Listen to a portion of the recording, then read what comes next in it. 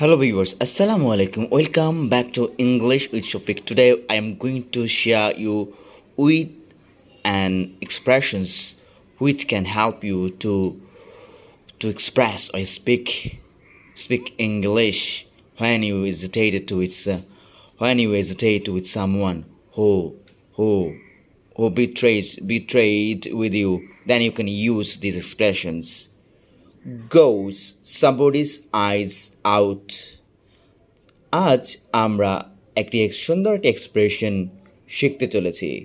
যখন আমরা বলি যে আমি তোমার চোখ তুলে নেব, কেউ যদি আমাদের সাথে কেউ বেইমানি করে বা কেউ আমাকে যদি আমাদেরকে ঠকায়, আমাদের সাথে প্রতারণা করে, তখন আমরা রাগের মাথায় বলি, সেইটা বলতে ব্যবহৃত হয় গোজ সামবডিজ আইজ আউট।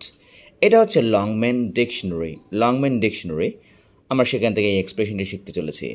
দেখেন, গোজ সামবডিজ আইজ আউট। এখানে আপনি এই যে সামবডিজ মানে এখানে ইউজ করতে পারেন পজেসিভ অ্যাডজেক্টিভ, যেমন মাই, আওয়ার, হিজ, হার, এগুলো মাই। দেখুন, গোজ somebody's eyes out। দেখুন, to remove someone's eyes with a pointed weapon মানে আপনি কারো চোখ তুলে ফেলবেন।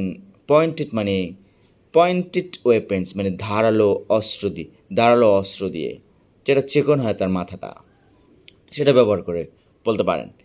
এই যে দেখেন, এখানে বলেছে, দেখেন, goes out, I just wanted to goes his eyes out। এখানে দেখেন, I just wanted, আমি শুধু চাই, to goes, দেখেন, to plus base form of verb his eyes out। এখানে his is a somebody's, এ দেখেন somebody's-এর জায়গায় his ব্যবহৃত হচ্ছে, his eyes out মানে আমি চাই তার চোখ তুলে নিতে। আমি যা শুধু চাচ্ছি সেটা হচ্ছে তার চোখ তুলে নেয়া। ব্যাপারটা বুঝতে পেরেছেন?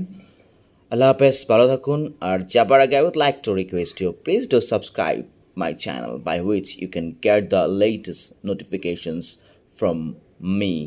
Stay tuned and stay healthy. Allah Hafiz.